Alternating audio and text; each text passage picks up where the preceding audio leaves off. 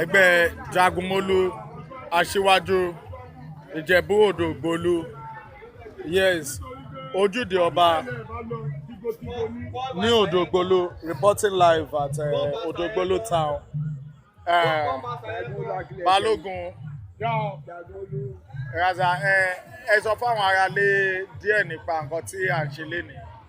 Ẹ ṣe olóòtú, à ń ṣe Ojúde Ọba ọjọ́ kẹta.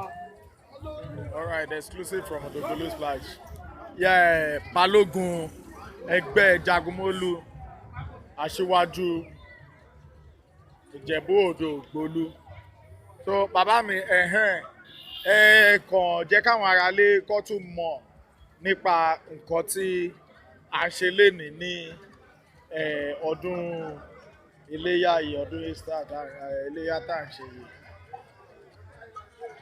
Ẹ ṣe orúkọ èmi ni Mr. Abiodun Mìnírù Àlùí, ọmọ bíbí ìlú Odogbolu, ìkan nínú ẹgbẹ́ kókó nínú ẹgbẹ́ JAGUNMOLU ASIWAJU Odogbolu.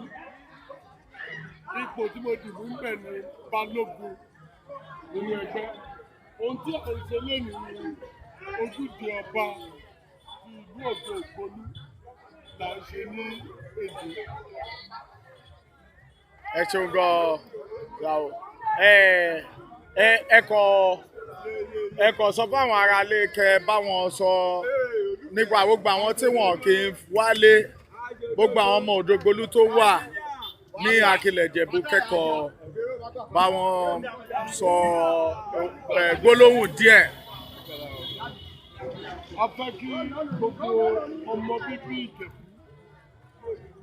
gbogbo bíbí Ìjẹ̀bú lápapọ̀ tí wọ́n bá ti ń ṣe Ojúde Ọba kí wọ́n máa attend Ojúde Ọba ìlú wọn, kí wọ́n lè gbé ìlú wọn lárugẹ, especially ọmọ Odogbolu.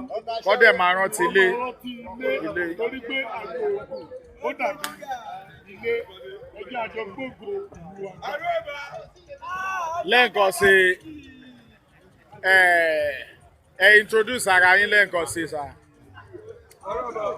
Orúkọ mi ni Abiodun Mìnírù Àlùí, ọmọ bíbí Àlàbí nílùú Odogbolu, Balógun JAGUNMOLU. Balógun ẹgbẹ́ JAGUNMOLU ASIWAJU.